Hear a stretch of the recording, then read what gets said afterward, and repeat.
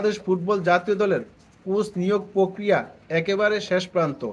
সব জল্পনার কল্পনার অবসান ঘটিয়ে 10 জনের শর্টলিস্ট তৈরি করেছে বাফুফে এবং তারা এটাও বলেছে আগামী 3 দিনের মধ্যে তারা একজন কোচ নিয়োগ দেবে। এই সুখবরটা জানিয়েছে বাফুফের পক্ষ থেকে।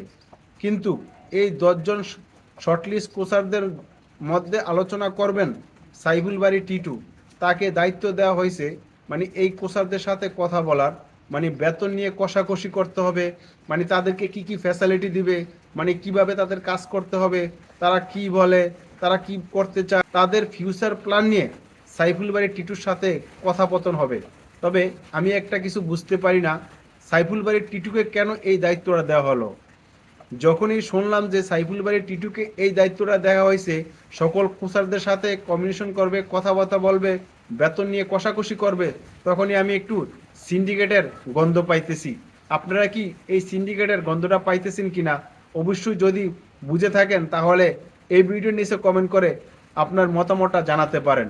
তবে আমি আশা করি এ ধরনের কোনো যেন অপ্রীকৃত ঘটনা না ঘটে, কারণ সিন্ডিকেট শব্দটা যেন ফুটবল থেকে চিরতরে মুছে যায়। এই ফুটবলের সাথে কিন্তু সিন্ডিকেট একটা অঙ্গ প্রত্যঙ্গভাবে জড়িয়ে আছে। আমি চাই ফুটবল থেকে এই সিন্ডিকেটটা দূর হয়ে যাক। সাইফুল বারী টিটুকে যে কোচারদের সাথে কথা বলার দায়িত্ব দেওয়া হয়েছে, আর এই জন্য যে আমি বলছি যে একটু সিন্ডিকেটের গন্ধ পাইতেছি, এর পিছনে একটাই কারণ হচ্ছে সে কিছুদিন আগে বলেছে যত হাই প্রোফাইল কোচারই হোক না কেন এশিয়ায় কাজ করার অভিজ্ঞতা থাকতে হবে।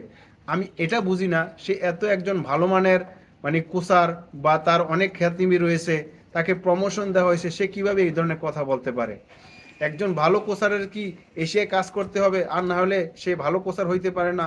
যত হাই প্রোফাইল কোচার হোক না কেন তার এশিয়ায় কাজ করতে হবে, এই ধরনের কথা তার মুখ থেকে কেন বার হয়।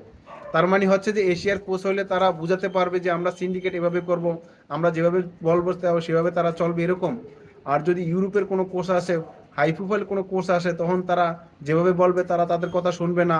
পরবর্তীতে তারা যদি এখান থেকে রিজাইন দিয়ে চলে যায়, তারপরে তারা এটা ফিফার কাছে নালিশ করবে বা মিডিয়ার সামনে এসে বলে দেবে। এই জন্য তারা চাইতেছে যে না, এশিয়ার গণ্ডিতে রাখতে চাইতেছে, আর ফুটবল যাতে উন্নত না হইতে পারে। তবে বাংলার মানুষ, ফুটবলের দর্শকরা কিন্তু এটা হতে দেবে না। সবাই কিন্তু বাফুফের সভাপতি তাবিদ আউয়ালের দিকে তাকিয়ে রয়েছে, সবাই তাকে সৎ এবং নিষ্ঠার একটা মানুষ হিসাবে চিনে।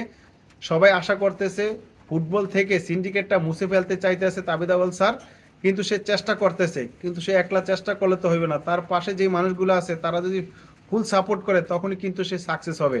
তবে আমরা সবাই আশাবাদী সব জল্পনার কল্পনার অবসান ঘটিয়ে ভালো একজন কোচ নিয়োগ দেওয়া হবে, এবং সেটা হাই প্রোফাইল একটা কোচ। বাংলাদেশ দলের যেই প্লেয়ারগুলো বর্তমান আছে এদেরকে নিয়ে আমাদের অনেক বহুদূর আগানোর সম্ভব। একটা ভালো মানের কোচ চাই, ড্রেসিং রুমে যেন পরিবেশটা ঠিক রাখতে পারে এরকম একটা কোচ চাই, যেন সঠিক গাইডলাইনটা দিতে পারে। শুধু এশিয়া গন্ডি মানে এশিয়ায় কাজ করতে হবে এরকম কিছু না। আমি অনেক নাম শুনছি, আমরা 10 জনের মধ্যে কারা কারা আছে সবার নাম কিন্তু ক্লিয়ার বলে নাই। এর আগে কিন্তু তারা বলছে যে না, আমরা যে 10 জনের শর্টলিস্ট তৈরি করছি এদের নাম আপনাদেরকে জানিয়ে দেব, কিন্তু আজকে দেখলাম যে না, তারা এই নামগুলো একটাও প্রবেশ করে নাই, তারা ভিতরে রাখছে, তারা কথা বলবে।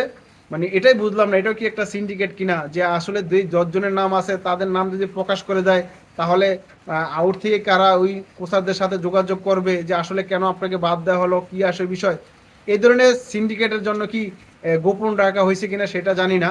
তবে আমি বলবো এ ধরনের কিছু যাতে না ঘটে, সঠিক এবং নিষ্ঠারভাবে কাজ করে ফুটবলের উন্নয়নের জন্য কাজ করুক, এটাই চাই।